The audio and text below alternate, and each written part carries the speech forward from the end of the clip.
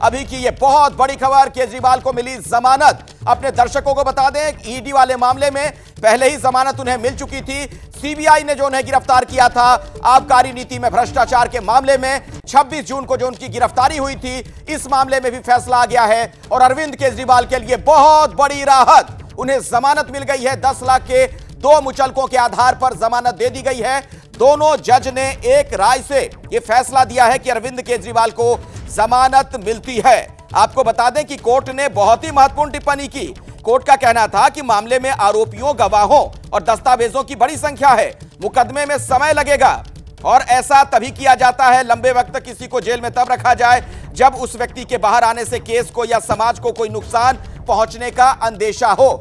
इन तमाम बातों को मद्देनजर रखते हुए अदालत इस फैसले पर पहुंचा है कि अरविंद केजरीवाल को जमानत दे दी जाए। तो अरविंद केजरीवाल के लिए बड़ी खबर, आम आदमी पार्टी के लिए बड़ी खबर। हरियाणा चुनाव से पहले आम आदमी पार्टी के लिए यह एक बहुत बड़ी खबर और उनके नेताओं कार्यकर्ताओं के लिए उत्साह भराने वाली खबर भी कह सकते हैं आप। अरविंद केजरीवाल जो कि आम आदमी पार्टी के सबसे बड़े नेता हैं, दिल्ली के मुख्यमंत्री हैं, लंबे वक्त से सलाखों के पीछे थे, अब वो सलाखों से बाहर आ जाएंगे, उन्हें जमानत मिल गई है। अंकित।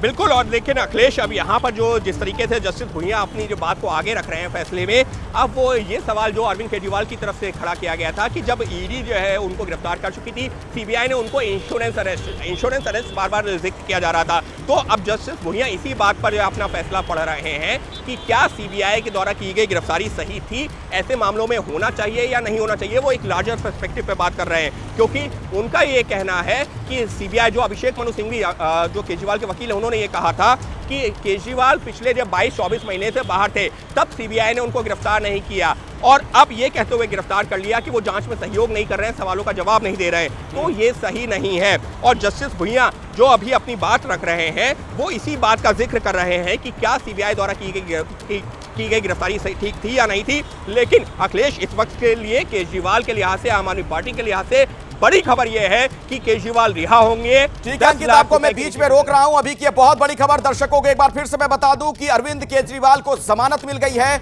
आम आदमी पार्टी के लिए एक बहुत बड़ी खुशी की खबर आप कह सकते हैं, क्योंकि उनके सबसे बड़े नेता अरविंद केजरीवाल और उन्हें जमानत मिल गई है सुप्रीम कोर्ट से। आज अदालत में क्या कुछ हुआ विस्तार से समझते हैं, जानते हैं। मेरे सहयोगी निपुण सहगल हमारे साथ मौजूद हैं, जो कि अदालत की इस कार्यवाही के दौरान वहां पर मौजूद थे। निपुण। बिल्कुल अखिलेश, देखिए, कोर्ट के सामने 2 सवाल थे। पहला सवाल ये कि जो गिरफ्तारी की सीबीआई ने, क्या वो गलत थी।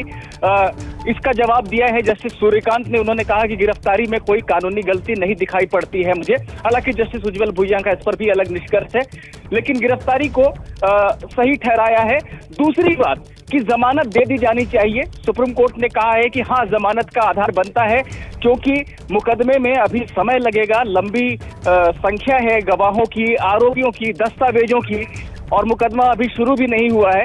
ऐसे में इस व्यक्ति को, यानी कि केजरीवाल को, जेल में बनाए रखने का कोई आधार हमें दिखाई नहीं पड़ रहा है।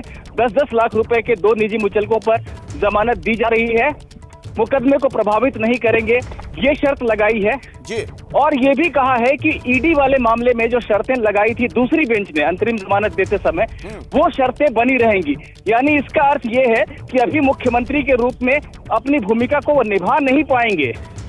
ठीक है निपुण, जरा एक बात समझाइए मुझे, जमानत का सबसे बड़ा आधार क्या बना? चूंकि दोनों जज एक राय थे, एक मत थे, जब वो निष्कर्ष पर पहुंचे हैं कि हाँ जमानत दे दी जाए।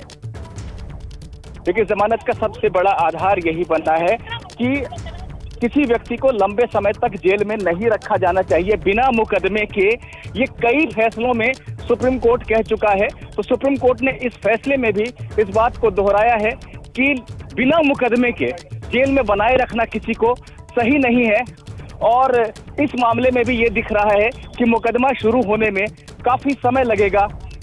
ये एक आधार है कि लंबी संख्या है गवाहों की, आरोपियों की, और मुकदमा अभी शुरू भी नहीं हुआ है।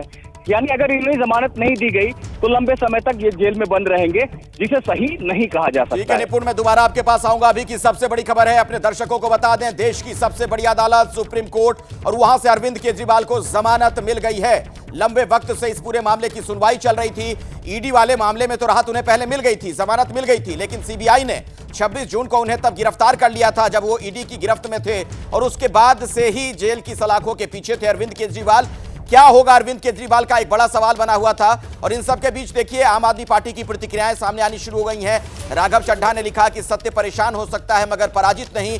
अंततः माननीय सुप्रीम कोर्ट ने दिल्ली के बेटे अरविंद केजरीवाल को जेल की बेड़ियों से आजाद करने का फैसला सुना दिया है। तो जाहिर तौर पर आम आदमी पार्टी इसे अब एक बड़ी राजनीतिक जीत के तौर पर रखेगी।